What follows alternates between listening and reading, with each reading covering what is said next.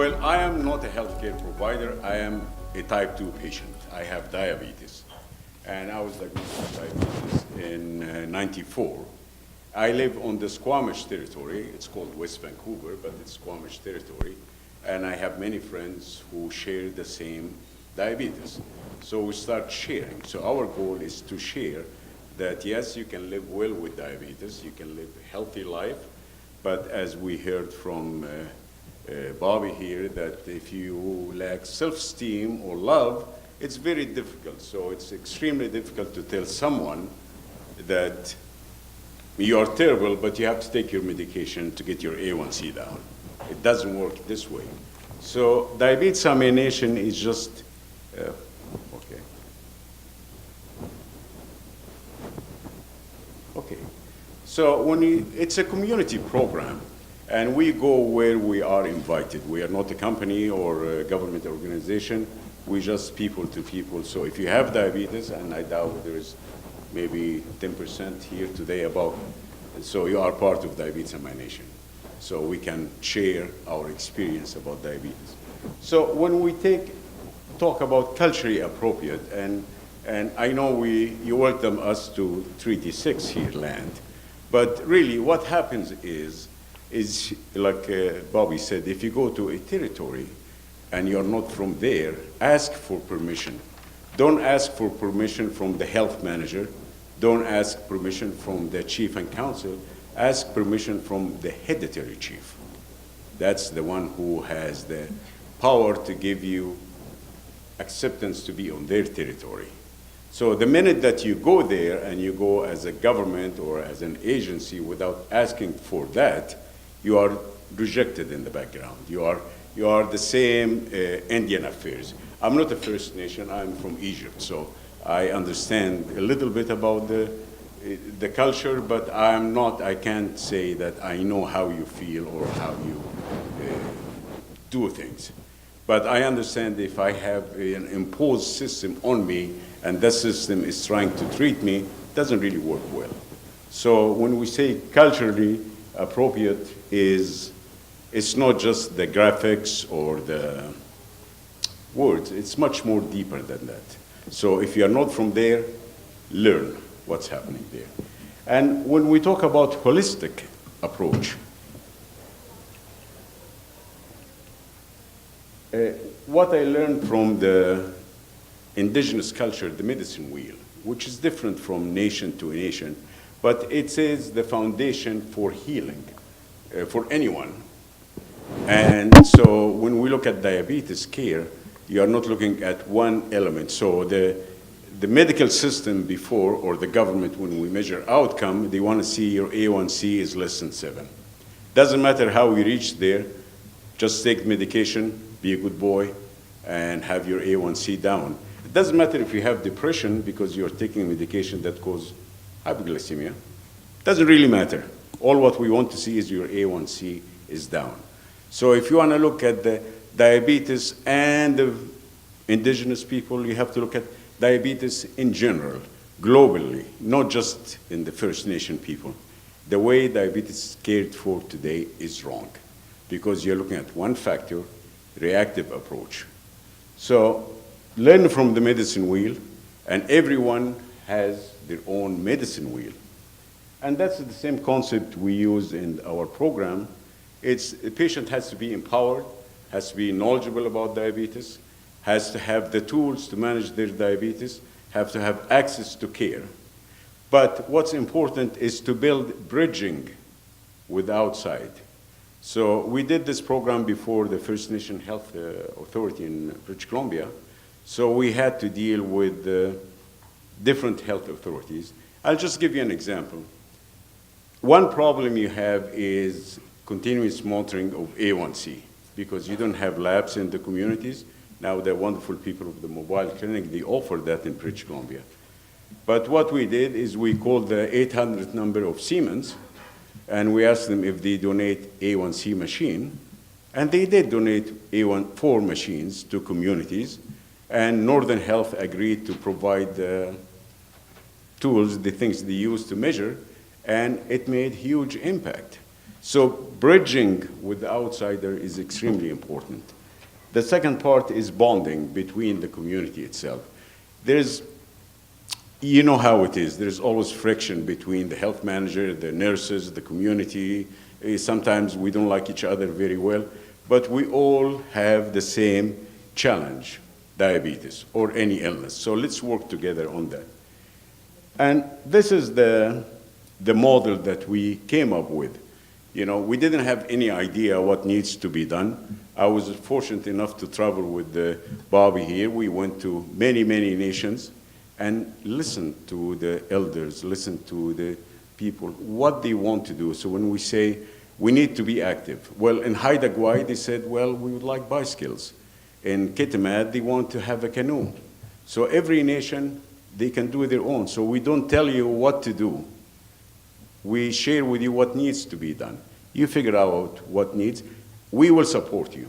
So when Kitimat wanted to build a canoe, the forestry guy said, well, we can't give you a permit to cut a tree. We said, well, heck, we're gonna go and cut the tree. So you have to be support. So when you have to be there, always to support. We start with awareness events, which is, it's a traditional feast gathering where we go out, fish and hunt, and gather food the same old way. We don't really pay too much attention to how many fish we can catch. We catch the fish we need. And when I say we, because I go fishing with them and hunting. And the community prepare their food so they have ownership. This is ours. We do our traditional prayers. We don't bring speakers that from outside the community to talk about medication or A1C or people in the community they talk about. And one thing that Bobby mentioned is love. That was the main force in many communities. People say, because I love my grandchildren, I want to look after myself. Because I love my children, I want to look after myself. So it's always, I don't love myself that much, but I love somebody else. So I'll motivate myself. So motivation and knowledge, extremely important. And we have a school program where it's very low budget program because we use carrot and chocolate bar. And then the children figure out what's the difference between the two. And they always come up to a conclusion, this one the Creator gave us from our land, this one man-made. This is no good, this is good. And they are called health warriors, so they go out, they learn about diabetes. And that was a tool to bring their parents, because there's a missing in action group, the 25 to 40. They never come to the clinic unless they are very sick. But they come to their children programs in school. So we bring the children to talk about diabetes, and their parents come. And that's when the good nurses, they catch them and they check their blood sugar. And they catch one or two and they take them into the system. And the youth programs, again, very important. So we have a program called Learn and Share, where children, well, youth, I mean between 15 and 20, go out to the wilderness with elders to learn about their tradition, hunting, fishing, and they bring the food back to their communities. So they learn responsibilities, they learn healthy diet. So you don't teach them, give them that sheet about healthy diet because it doesn't really make any difference to them. If I don't have fish, well, what are you talking about? So, and then we have the circle of healing, or it's just the traditional circle where people gather together to share their experience about diabetes and how to manage it. Bobby's journey was documented in about 12 DVDs where he met with different healthcare providers, and so we share that as an e-learning tool. So, I move forward here. So that's okay, you can forward that, please. So that's the team here, and you can, okay, I can forward, I guess. Here.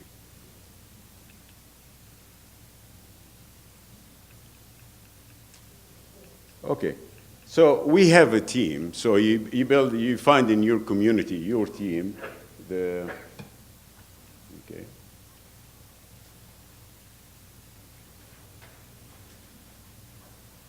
I'm not going to read all that. But you have your team. So that's the team you would like to have, but everyone has a job to do. And the team has to be empowered to do what they have to do. So you don't ask someone to go and be a healer unless they are trained to do that. Because if you ask someone to do a job that they are not qualified to do, they'll be more depressed and they'll cause more problems. So in Kitimat, for example, the nurse there, and some of you guys know her, she trained the other home care nurses on diabetes care. So when they go to homes, they look at the feet and they take measure. Training, extremely important. Now, outcome is we all measure by outcome, and unfortunately we measure outcome, clinical outcome, which is great. So in Kitimat, we found that the people who joined the group have achieved much better results than the people in Kitimat town who are using the same nurses and doctors, because now they are empowered. But what you find as well is the spill over the rest of the community. So maybe I'm shy to come to because many people don't say that they have diabetes. I'm shy to come, but I see the other guy now is getting much better, so maybe I should go for a walk or whatever. So the spillover was really great. Now, we were challenged by the good people from Health Canada. You know, they have this extended chronic care model. Have you guys heard about that extended chronic care model? Well, it's big word, huh? So how can we implement that? We did implement in Kitimat. For example, some people will say having dogs in leash, what that has to do with diabetes? Has to do everything. If the person can't walk, because of dogs, then they can't walk. So there is a bylaw now, dogs in leash, street lights, nurses to get overtime, homework support for the children. So that's the extended chronic care model for sustainability. So don't look at today's results, look at tomorrow's results. And again, these are the outline. You have a copy of that, so I'm not going to read that. But this is what I want to share with you. And that's what I learned when Bobby invited me to a secret fire. It was amazing. In Vancouver, it rains. It's not as cold as here, but it rains quite a bit.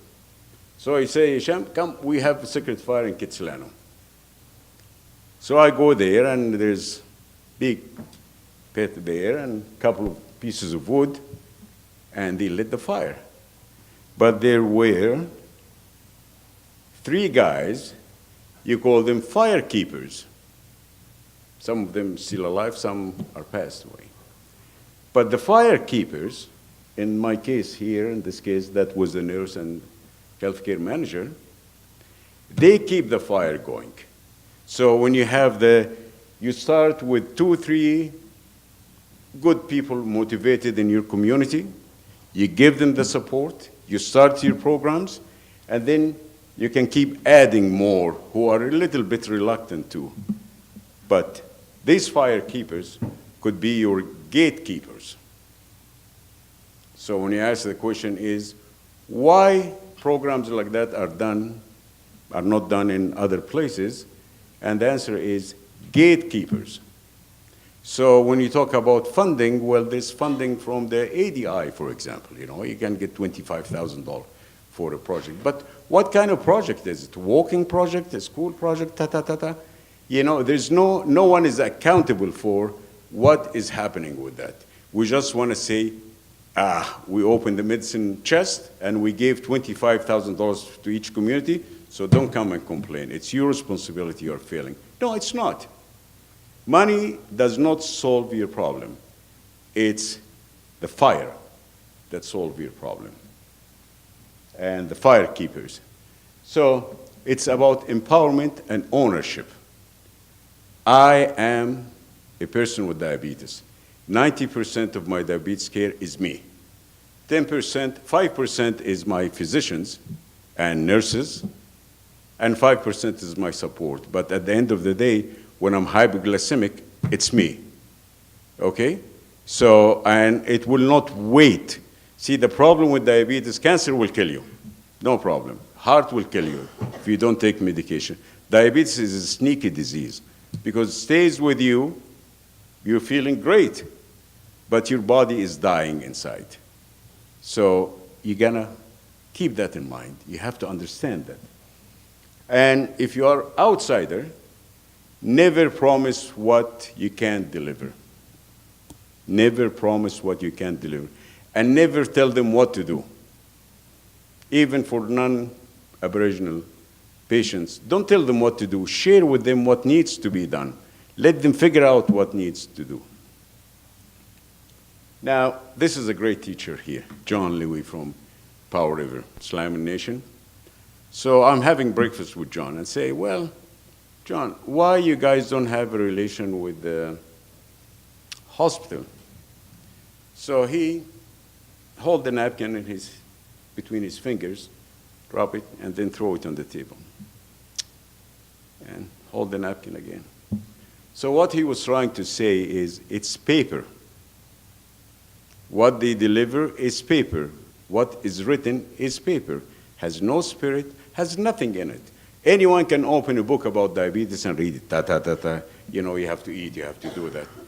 But if it doesn't have a spirit, it doesn't touch the spirit. So he says it's paper. So if you are not interested, it's a long haul. It takes long time to get someone to say, yes, I can live well with diabetes. I can manage my diabetes. Please don't do the job. It requires long time. It's not a job. It's healing. Okay? John has a great videos on we have all these videos on the website. Please listen to him and to Bobby and to others. So this is Diabetes in My Nation. So that was the doctor, the chief, and the patient. And thank you for listening.